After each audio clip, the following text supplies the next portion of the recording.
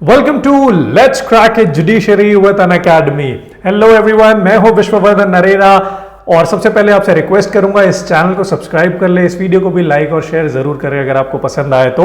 आज का जो टॉपिक है ना वो एक बहुत ही हिस्टोरिक मूव से रिलेटेड टॉपिक है। भाई हिस्टोरिक किसके लिए है ये हमारी लॉयर फ्रेटर्निटी के लिए है, हम एडवोकेट्स के लिए ये बहुत ही हिस्टोरिक मूव है। और ये जो हिस्टोरिक मूव है ये हुआ है राजस्थान में। जी हाँ, जानेंगे इसके बारे में कि क्या है ये एडवोकेट प्रोटेक्शन एक्ट 2023 और क्यों इसे राजस्थान में जो है वो इनैक्ट किया गया है, यानी लागू किया गया है। वहां पर ऐसा एक कानून लाया गया है जिससे जो एडवोकेट्स है उनको प्रोटेक्शन मिले। तो जानेंगे यही सब, चलिए इसको स्टार्ट करते हैं। सबसे पहला चीज देखिए, एडवोकेट प्रोटेक्शन एक्ट एक्चुअली है क्या। तो देखिए राजस्थान में जो है ना, जैसे मैंने आपको बताया भाई हिस्ट्री बन गई है राजस्थान में। ऐसा हिस्टोरिक मूव राजस्थान ने प्ले किया है कि लॉयर्स की सेफ्टी को इंश्योर करने के लिए उन्होंने ये एडवोकेट्स प्रोटेक्शन एक्ट को वो लेकर आए हैं या उन्होंने एनैक्ट कर दिया है, उसे लागू कर दिया राजस्थान में। तो देखिए हुआ क्या है कि जो ये एडवोकेट प्रोटेक्शन बिल था पहले, उसे राजस्थान की स्टेट लेजिस्लेटिव असेंबली में रखा गया 16 मार्च को 2023 और उसे फिर उसका नाम था राजस्थान एडवोकेट्स प्रोटेक्शन बिल 2023। अब जिसके बाद हुआ ये कि इसे 21 मार्च को पास कर दिया गया, अभी 2023 परसों के ही दिन। तो और ये पास होने के बाद बन गया राजस्थान एडवोकेट प्रोटेक्शन एक्ट 2023। अब क्या है इस एक्ट के अंदर ये सारा कुछ जानेंगे। देखिए नेक्स्ट क्या हुआ, अब इस बिल की जरूरत क्या पड़ गई थी भाई, लॉयर्स को बचाने की क्या जरूरत पड़ गई थी। तो देखिए हुआ ये एक बहुत ही ड्रेडफुल इंसिडेंट हो गया। फरवरी 18 को एक 48 ईयर ओल्ड एक लॉयर है, जोधपुर बेस्ड लॉयर, जिनका नाम था जोगराज चौहान। अब इनके साथ हुआ क्या कि इनको ना स्टैब कर दिया गया 2 आदमियों द्वारा, यानी इनको दिन दहाड़े इनकी हत्या कर दी गई इनको मार के। तो जिसकी वजह से जो पूरी लॉयर फ्रेटर्निटी है ना वो बहुत गुस्से में आ गई यार कि अगर हम एडवोकेट अगर केस लड़ रहे हैं किसी के अगेंस्ट में और सामने वाली पार्टी हमारे साथ ऐसा कर देती है, सपोज सामने वाली पार्टी कोई एक गुंडा पार्टी है, वो अगर लॉयर को ही मार देती है तो इससे फिर हमारा प्रोफेशन तो खतरे में आ जाएगा।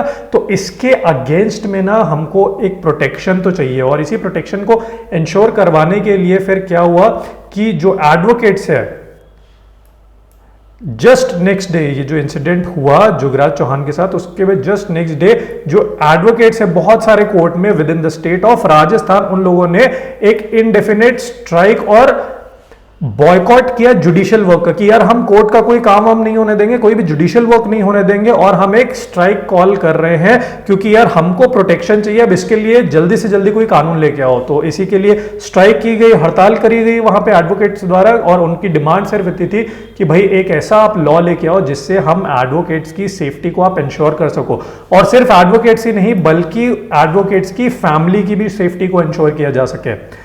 तो देखिए, तो उसी के बाद जस्ट क्या हुआ, 28 फरवरी को जो है वो राजस्थान हाई कोर्ट ने इसका सुओ मोटो कॉग्निजेंस लिया। अब ये सुओ मोटो कॉग्निजेंस क्या होता है कि भैया संज्ञान लिया, उस चीज को एक्नॉलेज किया राजस्थान हाई कोर्ट ने, और राजस्थान हाई कोर्ट ने बोला यार देखो आपकी डिमांड जेन्युइन है, लेकिन ये जो आप बोल रहे हो ना कि हम कोर्ट कचहरी का कोई काम ही नहीं होने देंगे, ये गलत बात है यार, ऐसा मत होने दो।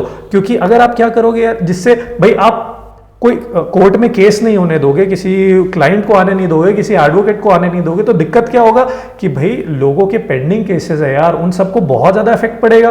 तो इसी चीज को आप मत होने दो, ऐसा राजस्थान हाईकोर्ट ने इन एडवोकेट्स को बोला जो स्ट्राइक कर रहे थे, और बोला कि अगर आप फिर भी ऐसा हमारी बात नहीं मानते हो, इसको कंटिन्यू करते हो, जुडिशियल वर्क में आप अगर हिंड्रेंस क्रिएट करते हो ना, तो इसको बहुत ही ज्यादा सीरियस तरीके से देखा जाएगा as an act of obstruction in the administration of justice, यानी कि आप कोर्ट के काम में दखलंदाजी कर रहे हो ऐसा माना जाएगा और उनके अगेंस्ट में एक्शन लिया जाएगा जो भी एडवोकेट ऐसा करेगा। तो ये बोलने के बाद जो है ना 4 मार्च को भाई बार काउंसिल ऑफ इंडिया जो है उनसे बात किया गया, जो राजस्थान का स्टेट बार काउंसिल है उन्होंने बार काउंसिल ऑफ इंडिया से बात करी और बोला कि यार देखो हमारी लेजिटिमेट डिमांड है, इसको प्लीज आप बोल करके पूरी करवाइए, क्योंकि ये किसी इंडिविजुअल की डिमांड थोड़ी है, ये तो पूरी लॉयर फ्रेटर्निटी की डिमांड है in the state of Rajasthan. तो इसीलिए बार काउंसिल ऑफ इंडिया ने उसके बाद फिर राजस्थान के जो चीफ मिनिस्टर है अशोक गहलोत, उनसे बात करी और उनको बोला कि भाई इस लॉ को बनाने का प्रोसेस आपको तेज करना पड़ेगा जहां पर एडवोकेट्स की यानी लॉयर्स की सेफ्टी को इंश्योर किया जा सके। अब देखिए ये जो है लॉ आ तो गया, लेकिन अब इस लॉ का जो ऑब्जेक्ट क्या था, इस लॉ का मेन मकसद क्या था? तो देखिए, इसका मकसद ये था कि एडवोकेट से अगेंस्ट वायलेंस और फॉल्स इंप्लीकेशंस को रोकना। वायलेंस मतलब क्या हुआ भाई? देखो, ऐसा है कि एडवोकेट्स का तो काम ही केस लड़ना है ना यार, अपने क्लाइंट को रिप्रेजेंट करना। मान लो कि सामने जिसके अगेंस्ट एडवोकेट केस लड़ रहा है वो थोड़ा छटेल बदमाश टाइप का आदमी हुआ। अब भाई वो एडवोकेट जो उसके खिलाफ केस लड़ रहा है उसके अगेंस्ट में कुछ वायलेंस कर दे अगर, तो उसके साथ मारपीट कर दे, या फॉल्स इंप्लीकेशन का सिंपल सा मतलब होता है कि भाई झूठे केस में झूठा आरोप लगा के एडवोकेट को ही फंसा दे, तो यहां पे क्या होगा? यहां पे भैया लॉ एंड ऑर्डर काम ही नहीं कर पाएगा ना भाई। अगर मैं एक एडवोकेट हूं और मुझे पता है कि यार मैं अगर सामने वाले जिसके अगेंस्ट में केस लड़ रहा हूं वो थोड़ा गुंडा टाइप का आदमी है, मैं उसके अगेंस्ट ज्यादा सबूत लाऊंगा या उसके अगेंस्ट में चार्जेस फ्रेम करवाऊंगा तो वो उल्टा मुझे ही मारेगा। तो अगर ऐसा डर मेरे मन में बैठ गया तो मैं कहां से फिर सामने वाले के खिलाफ केस जो है वो प्रेजेंट भी कर पाऊंगा? अब मैं केस नहीं प्रेजेंट करूंगा तो क्या होगा कि भैया जस्टिस ही नहीं डिलीवर हो पाएगा, फिर जस्टिस सिस्टम का मतलब ही नहीं हुआ। तो इस चीज को रोकने के लिए ना यही बेसिक ऑब्जेक्ट है इस पूरे एक्ट का, कि ये सारी चीजें जो है लॉयर्स के अगेंस्ट, एडवोकेट्स के अगेंस्ट में जो वायलेंस है, फॉल्स इंप्लीकेशंस है, उसको खत्म किया जाए। और जो भी क्राइम हो रहा है इस एक्ट के अंदर में उसको बनाया जाए कॉग्निजेबल ऑफेंस। अब ये कॉग्निजेबल ऑफेंस क्या होता है? देखिए, कॉग्निजेबल ऑफेंस का सिंपल सा मतलब होता है जहां पे ना पुलिस को अरेस्ट करने के लिए कोर्ट से परमिशन लेने की जरूरत नहीं है या कोई वारंट लेने की जरूरत नहीं है। पुलिस जो है वो अपने मन से, अगर आपने कोई कंप्लेन किया है, केस किया है, तो पुलिस जाकर के सामने वाली अदर पार्टी जो है उसको अरेस्ट कर लेगी without taking the permission of the court और वारंट फ्रॉम द मैजिस्ट्रेट। अब ये तो बोला गया। अब देखो, कॉग्निजेबल ऑफेंस का सिंपल सा मतलब एक ये भी होता है कि भाई ये जो कॉग्निजेबल ऑफेंस है ये थोड़े से ज्यादा सीरियस नेचर के ऑफेंसेस होते हैं। यहाँ पे जो सजाएं होती है ना वो 3 साल से ज्यादा समय के लिए सजा होती है, तो थोड़े सीरियस नेचर, थोड़े गंभीर किस्म के अपराध होते हैं ये। ठीक है, नेक्स्ट आगे बढ़े तो भाई कुछ प्रोविजंस के बारे में जान लेते हैं। तो ये जो एक्ट है ना ये कुछ प्रोविजंस लेके आता है, जिसमें एक बहुत इंपॉर्टेंट प्रोविजन है सेक्शन नंबर 3 का। तो इसका सेक्शन 3 जो है ना ये बताता है कि जो एडवोकेट्स हैं उनको किन किन चीजों से प्रोटेक्शन मिला हुआ है। सबसे पहले तो ये जो पूरा एक्ट है, राजस्थान एडवोकेट प्रोटेक्शन एक्ट, ये आपको प्रोटेक्शन देता है असॉल्ट के अगेंस्ट में। असॉल्ट क्या होता है कि भाई सामने वाले के ऊपर आप किसी किस्म का फिजिकल फोर्स यूज कर रहे हो, उसको डरा धमका के। दूसरा हो गया ग्रीवियस हर्ट। अच्छा हाँ, एक चीज और सबसे पहले मैं आपको बता दूं कि ये जो असॉल्ट है ना, असॉल्ट आपको आईपीसी में भी देखने को मिल जाता है। ये आपके आता है आईपीसी के सेक्शन नंबर 351 में आपको असॉल्ट की डेफिनेशन देखने को मिल जाती है। आपको पता चल जाएगा कि भाई ये जो असॉल्ट है इसका क्या मतलब होता है। और ग्रीवियस हर्ट आपको देखने को मिल जाता है आईपीसी के ही सेक्शन नंबर 320 के अंदर। तो इससे होता क्या है कि भाई देखो, हमको ये पता है कि जब आपको आईपीसी में कोई अपराध देखने को मिल रहा है ना, दैट मीन्स उसको क्राइम तो डिक्लेयर कर दिया गया है। तो असॉल्ट जो है वो क्राइम हो गया, फिर ग्रीवियस हर्ट अगेन एक क्राइम हो गया। ग्रीवियस हर्ट मतलब कि आप सामने वाले को ऐसी गंभीर चोट दे रहे हो जिससे उसकी जान को खतरा है, ठीक है, या उसकी जान भी जा सकती है। नेक्स्ट आ जाते हैं हम क्रिमिनल फोर्स पे। तो क्रिमिनल फोर्स जो है ना उसकी डेफिनेशन आपको मिलेगी सेक्शन 350 के अंदर में ऑफ आईपीसी। ठीक है, क्रिमिनल फोर्स मतलब कि यार आप सामने वाले के ऊपर जबरदस्ती फिजिकल फोर्स यूज कर रहे हो, उसका गला दबा रहे हो या हाथ मोड़ दे रहे हो, ये सारी चीजें क्रिमिनल फोर्स में आ जाती है। ये जस्ट एग्जांपल है।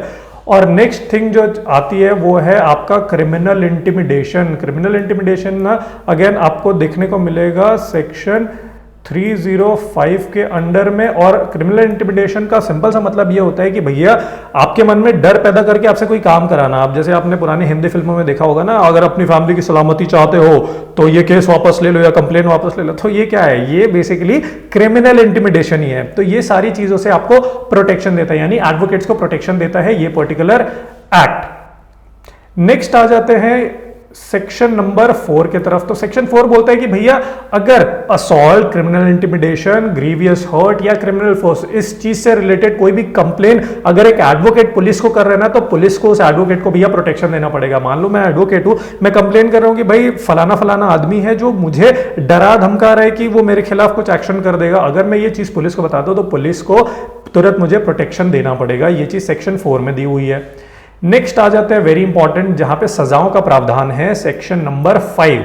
तो ये बोलता है कि भाई अगर किसी एडवोकेट के अगेंस्ट में असॉल्ट या क्रिमिनल फोर्स हो रहा है तो वहां पे सामने वाले पार्टी जो कि असॉल्ट या क्रिमिनल फोर्स कर रहा है एडवोकेट के अगेंस्ट में, उसको 2 साल की सजा होगी, साथ ही साथ फाइन होगा एक 25,000 रुपए का, यानी 25,000 रुपीज का।